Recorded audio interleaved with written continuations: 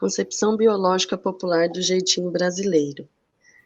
O jeitinho implica uma concepção biológica do humano. Lívia Barbosa, 1992, propõe que entre nós existe uma concepção de igualdade, enraizada na ideia de unidade biológica do gênero humano. Implicitamente, as frases do tipo "vai virar pó que nem eu", "quando morrer vai todo mundo para o mesmo lugar", "meu sangue é tão vermelho quanto o dele", "gente é tudo igual", etc., expressam a ideia de que a existência de uma constituição física comum a todos os seres humanos, expressam a ideia de que a existência de uma constituição física comum a todos os seres humanos e um destino final idêntico e inexorável para todos, confere-lhe uma humanidade no sentido de valor. Justamente o que dá a medida de equivalência de todos entre si. Ao contrário da igualdade norte-americana, a brasileira se coloca como um fato, como algo dotado de substância e não apenas e exclusivamente de direito. Isso na cultura popular, a gente não está falando do espírito do senhorzinho, da classe média que se identifica com o senhorzinho, a gente está falando do povo, né? No fim, vai todo mundo para a cova, sabe? Então, isso é uma forma de igualar a todos por um corpo comum, um corpo que é vulnerável e que morre, sabe? Então, isso aqui é muito interessante, né? Ao contrário da igualdade norte-americana, a brasileira se coloca como um fato. Eu tive dificuldade com isso. Como algo dotado de substância. Isso. E não apenas exclusivamente de direito. O substância aí é o corpo. Porque o que é substancial? O que é a substância? Assim, todo mundo, no fim, vai parar na cova. Sabe? Então, é uma substância, a substância corpo iguala a todas as pessoas, pela perspectiva popular do povo brasileiro. Então, como é que a gente diminui o grande? A pessoa se sente tão importante, no final vai para a cova, não vai levar nada. Entendi. Não é uma questão de direitos iguais. Exato, é substancial, todo mundo. Porque, afinal de contas, aqui os direitos não são iguais mesmo. Lá eles não têm também, mas tem a ilusão de que todos têm os mesmos direitos. Que é uma igualdade de direito. Aqui a gente igualou, né, o povo, ela está falando de uma cultura bem popular, iguala substancialmente. O senhorzinho se sente, mas no fim vai parar na cova igual eu.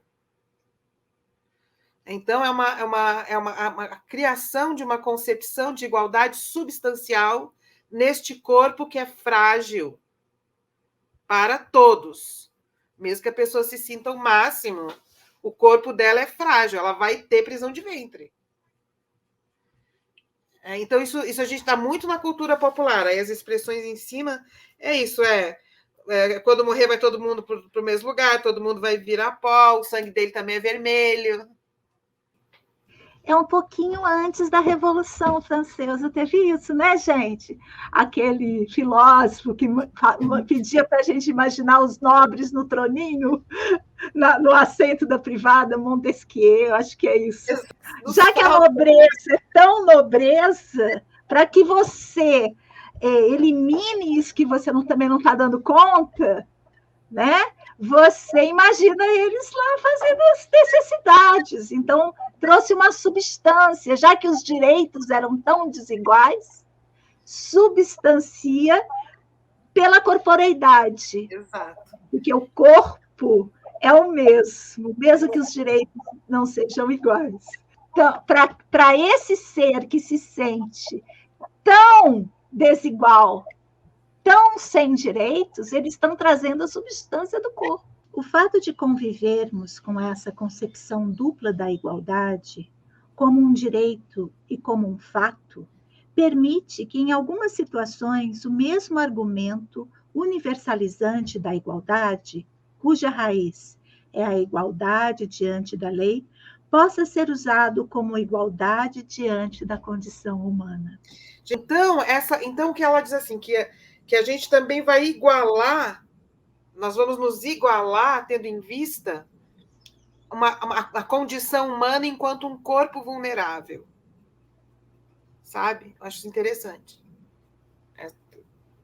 Trata-se da convivência entre a igualdade jurídica e a igualdade substancial corporal, que legitima as urgências e as necessidades da condição humana envolvidas nas situações em que se pode ou não dar um jeitinho. Então, o que significa isso? A pessoa se atrasou para fazer a inscrição, chegou meia hora atrasada. Se ela explica que o corpo dela não pôde estar ali porque teve uma enchente, porque teve um acidente, porque forças materiais, né, impediram que aquele corpo estivesse ali, ou seja, a fragilidade dessa condição corpórea, você fala, não tem problema, dou um jeito, vamos dar um jeito, porque a gente sabe que o corpo pode não conseguir cumprir com as exigências da norma. O corpo é mais suscetível do que a universalidade da regra. Né? Então, é por isso que a gente dá um jeito, porque a gente entende isso. A Raquel não conseguiu ficar aqui até o fim, ia ter uma prova na última meia hora, mas a internet lá na Bahia caiu, porque aconteceu não sei o quê. Ela não conseguiu, então não vou aplicar uma regra universal, porque eu sei que as condições materiais dali, né, substanciais, impediram que ela estivesse aqui na última hora. Então, eu vou dar um jeito. Ela vai me pedir, vai pedir que eu compreenda essa condição vulnerável e, com a minha compreensão, eu dou um jeito. Né? Vamos continuar? Corpo e igualdade. Ao mesmo tempo em que podemos dizer que somos todos iguais porque somos um corpo, também reconhecemos que cada corpo é um jeito diferente, uma elaboração de um modo de ser próprio que determina relações singulares. O jeitinho afirma a igualdade substancial e também apoia-se em critérios como simpatia, humildade, comunicabilidade, que valorizam algumas qualidades para eleger os mais merecedores do jeitinho. Revela uma opção por um modo de relacionamento, um modo de interagir com o mundo. Ou seja, tem um critério ético também. Se uma pessoa vem muito arrogante e me pedir um jeitinho, pode ser o mesmo argumento da Raquel para não ter acessado a internet, mas se a pessoa vem com um jeito arrogante, superior, eu foda-se, não dou um jeitinho. Não, você não chegou, não chegou. Então, a gente também não... A tese da Lívia Barbosa, que eu estou usando aqui no livro para tratar das questões corpóreas, é assim, ó, a gente só dá um jeitinho para quem tem um jeito certo. Esse jeito certo tem que ser humilde, empático, simpático, que demonstre uma verdadeira necessidade e vulnerabilidade. Então, existe um critério para a concessão ou não de um jeitinho. Do jeitinho, gente. Eu não estou falando do jeito, eu estou falando da prática cultural, institucional, dentro das instituições modernas, que é o jeitinho.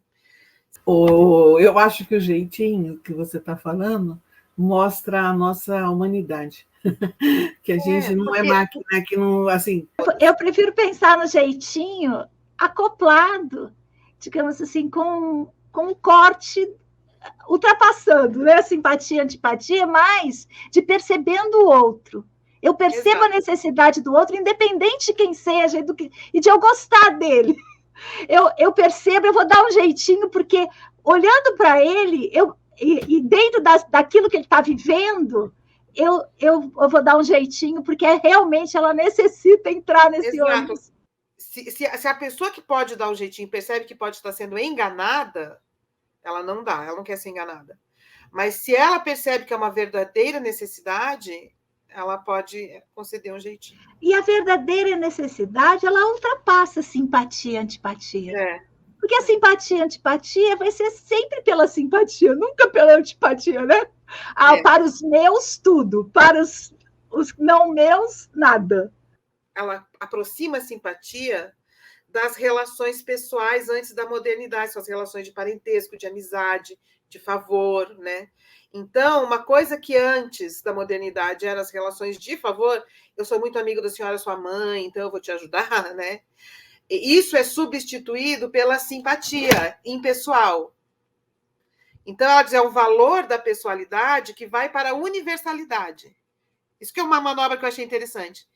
Então, uma coisa que chegou junto, que era das relações de favor ou pessoais, esse chegou junto permanece universalizado como simpatia.